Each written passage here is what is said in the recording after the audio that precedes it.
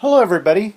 A few months ago I posted a video showing some of the things I've done with the Dave Graffam cardstock buildings.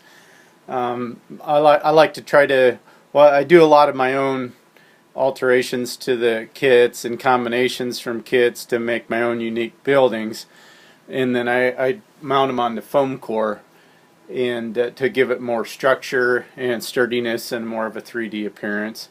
This is the Dave Graffam Ruined Church. This is a project I did a couple years ago, I think. But anyway, I kind of wanted to share that because I've had a lot of people ask some more questions about how I do it. I'm no expert. I just kind of made it up. I watched some videos and talked to some people that had done similar things and just kind of came up with some ideas. So I thought I'd share. First, we'll just take a kind of a look at this guy here. And again, these are layered kits, so you can choose. I forget. There's like a stone, I think, maybe a reddish brick, I think, or this sort of brown with the green. I suppose I don't know if it's moss covered or whatever, but I like the colors of this. So this is the one. This is the one that I went with. And then I mounted it onto a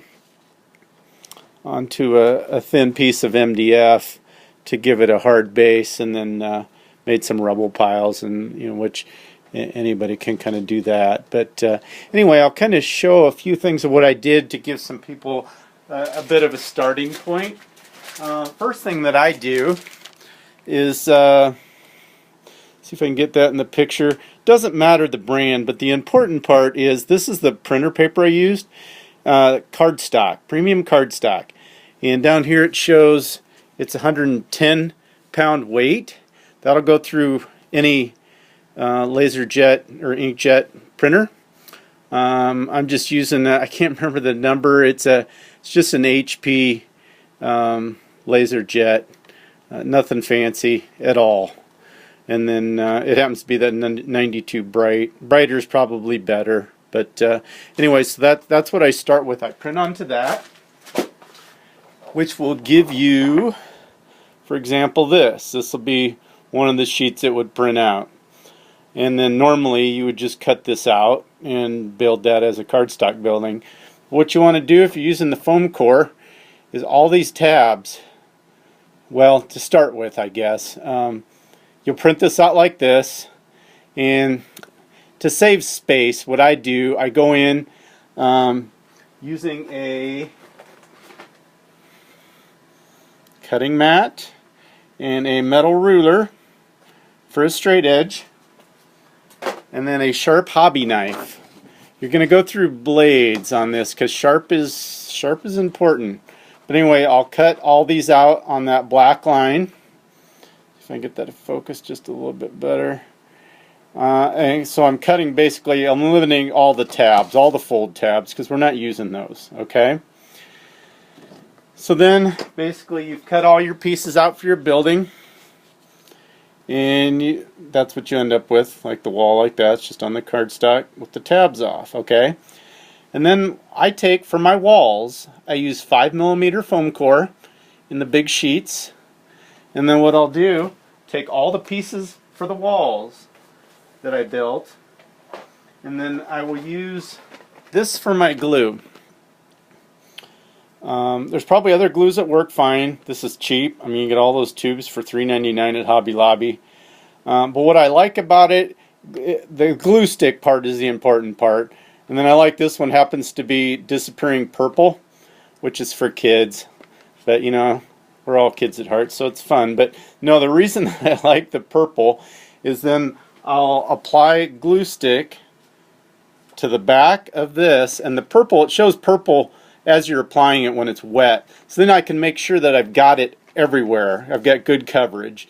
And then it will dry clear, so that's not an issue. But it helps you make sure that you've got a good application because you want it covered. Okay, and the reason you use glue sticks is because you want something that'll hold it, have a good holding power, but yet you don't want it wet like you'd have to be really careful, I think, if you wanted to use like white glue, because it'll tend to wrinkle your paper. This will not wrinkle your paper, so that's why I use this. Okay, so then apply, like I said, make sure you get good coverage everywhere. Out to the corners and the edges are very important. And then I glue them all down onto my 5mm foam core and let it dry. I usually just let it dry overnight. And then I go in with my cutting mat and my ruler and a sharp hobby knife. And this is where you really go through blades.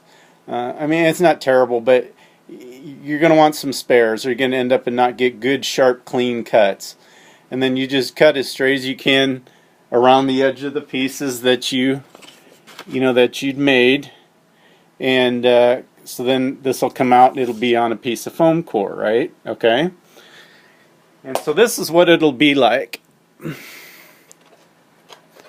I've got this so it removes so I can get dudes inside, okay? So here you've got it glued onto the foam core, right?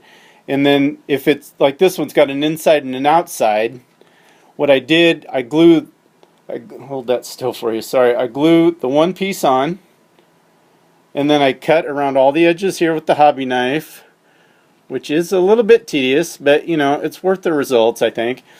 And then if you're going to do an inside to your structure, then you take your other piece that you printed onto the cardstock after you've already glued this piece on and let it dry onto the foam core.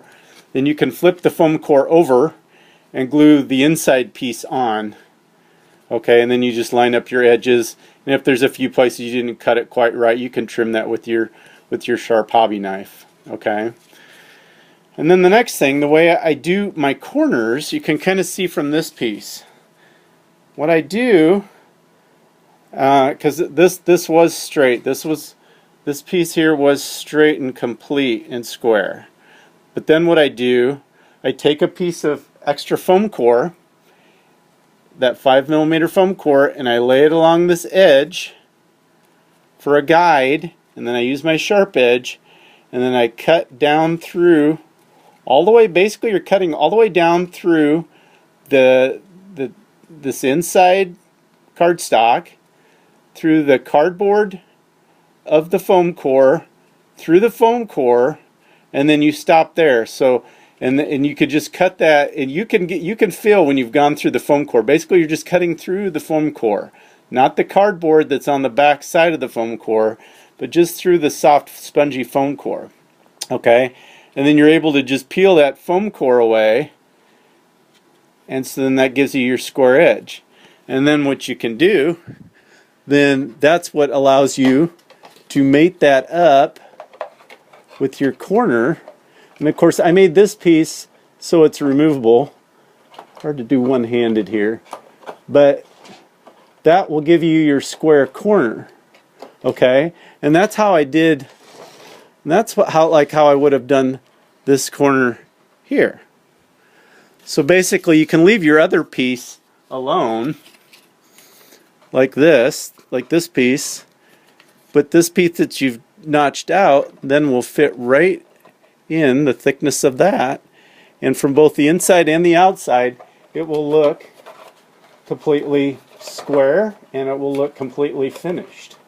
Okay, so that's a technique that I've learned to use to make all my corners are that way.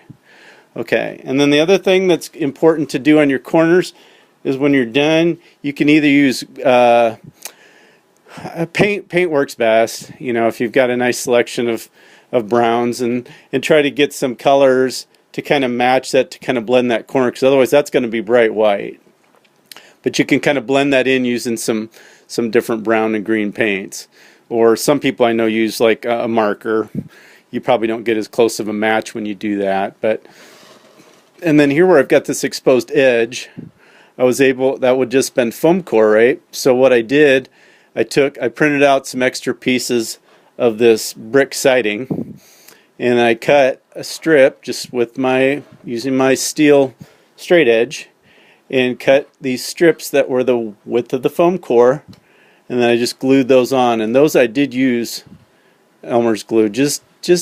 Well, actually what works better than Elmer's glue is this. If you can find this, I don't know if it's Aleene's tacky glue. Got this at Hobby Lobby. I think it's pretty common. You can probably find it on Amazon. It's cheap, and it's basically is a white glue, a lot like Elmer's white glue, but it is very tacky, and so it helps hold that in place, and it doesn't take a lot, so you don't have to use a lot of moisture to get that to adhere onto these edges, and that works really well. And then the other thing that, like on these rubble buildings, then let's see if we got a spot we can see pretty well. Like up in here, this would be exposed foam core, but it's not straight. So it's kind of hard to glue in pieces of this like that to make a straight edge. So what I've used, this wouldn't matter. This is just wood filler. It wouldn't have to be Elmer's, any kind. But in this paste is nice. And I like it in the squeeze tube, because I'll show you. So then when you've got that edge like that, you can cut that tip so that I can run that bead right along that foam core, and then just with either a spatula or a paintbrush edge, just kind of tack it in there to get it kind of a rough stone appearance. Let's see if I can focus in on that just a little bit better. Yeah, that's kind of hard to see. I apologize for that, but you're going to get the technique. So I use that wood filler, and after it's dried, then I try to find some of my paint colors that kind of match this stone or this brickwork color, and then fill that in to give it kind of a finished edge that doesn't look. Here might be a place we can see it a little better too. It's on this outside edge here and this outside edge here. And so that kind of finishes that up nice. And then the other thing I have done is I use 3mm foam core for the roof piece. The 5 just seemed it looks a little thick and a little heavy, but this still gives it the strength and the structure that you're going to want. But it wouldn't have to be. That's not critically important. But so anyway, and then on the inside, the steps were kind of tedious too. You had to I did put foam core on the inside. Let's see if I can get a little more light in there. Yeah, there we go. Foam core on each box step there to give that some structure. Otherwise, it was so flimsy, and then had to do a little, just some little finish up paint work to make it look nice. And then I did make this top piece removable, so that you could get dudes up in that top level a little bit better. In the same way, if you see this is how let's see, gosh, sorry guys, it's probably not, I don't know if this is helping you a lot or not, but you can kind of see up under that eave where I've notched that out, right up in, let me adjust that light just a little. Right up in this spot here. See, I've done that same thing that I do on the walls where you cut through the foam core. So you've got the two sides. But then that's what allows it then to sit up here on top and have it look flush. So then it's flush on the other side. Okay. Anyway, I don't know what else. I think those are the main things to know, is the 5mm foam core for the walls, 3 for the roof. Again, this is how to make your square corners, and you do that, on any of these square corners. And so then you can see from the outside or from the inside. Let's see, I can't quite. It looks finished, okay?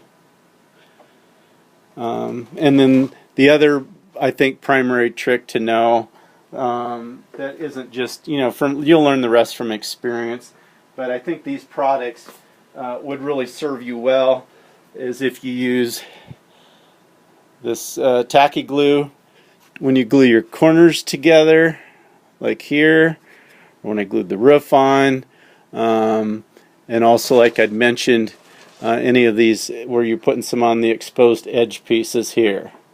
Okay, so that's a product that you're going to want to know. That would